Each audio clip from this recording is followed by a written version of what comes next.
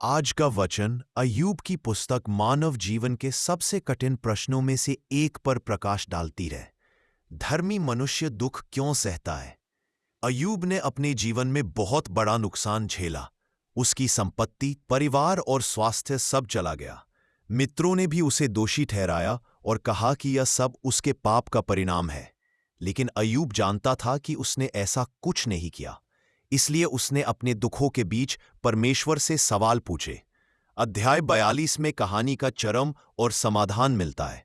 सबसे पहले अय्यूब परमेश्वर के उत्तर के बाद दीन होकर यह स्वीकार करता है कि वह परमेश्वर की महिमा और महानता को पूरी तरह समझ नहीं पाया था। वह कहता है कि पहले वह परमेश्वर के बारे में केवल सुनता था, लेकिन अब उसकी आंखों ने देखा है।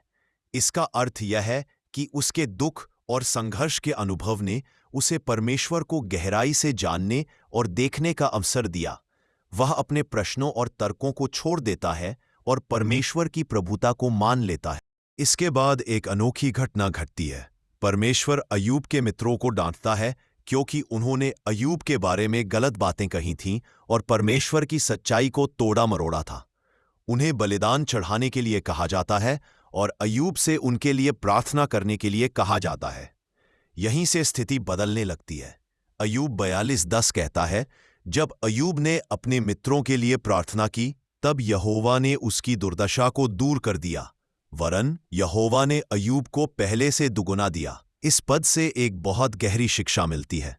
अक्सर हमारी बहाली और आशीष दूसरों के लिए किए गए प्रेम और क्षमा से जुड़ी होती है। अय्यूब ने अपने मित्रों को दोषी ठहराने की बजाय उनके लिए प्रार्थना की। उसी क्षण परमेश्वर ने उसकी दशा बदल दी। फिर परमेश्वर ने अय्यूब को आशीषित किया और उसे पहले से दोगुना दिया। उसके रिश्तेदार और मित्र वापस आए और उसे सांत्वना दी। उसकी संपत्ति बढ़ी, उसके घर में फिर से खुशी आई और उसे लंबे जीवन का आशीर्वाद मिला। अय्यूब के अंतिम दिन उसके प्रारंभिक दिनों से कहीं अधिक धन्य सिद्ध हुए। मुख्य शिक्षाएं: 1. दुख और परीक्षा अस्थायी है, परमेश्वर अंत में बहाली और आशीष देता है। 2. क्षमा और दूसरों के लिए प्रार्थना, जब हम दूसरों के लिए सच्ची प्रार्थना करते हैं, परमेश्वर हमारी स्थिति बदल देता है। 3. परमेश्वर की प्रभुता को स्वीकारना, हमें सब कुछ समझना जरूरी नहीं, बल्कि भरोसा करना जरूरी है कि परमेश्वर का मार्ग उत्तम है। 4. दोगुनी आशीष का वादा, परमेश्वर कठिनाई के बाद हमारी कमी को केवल पूरा ही नहीं करता, बल्कि बढ़ाकर देता है। अय्यूब 42 हमें यह आश्वासन देता है कि जीवन के सबसे अंधेरे दौर में भी परमेश्वर हमें नहीं छोड़ता। यदि हम धैर्य रखें, क्षमा करें और विश्वास में बने रहें, तो परमेश्वर अंत में हमारी स्थिति को बदल देगा और हमें पहले से कहीं अधिक आशीष देगा। प्रार्थना। हे सर्वशक्तिमान परमेश्वर, मैं तेरी दया और करुणा के लिए धन्यवाद करता हूँ। जैसे तूने अय्यूब की प्रार्थना सुनकर उसकी दुर्दशा बदल दी, वैसे ही मेरे जीवन की कठिनाइयों और दुखों को भी बदल दे।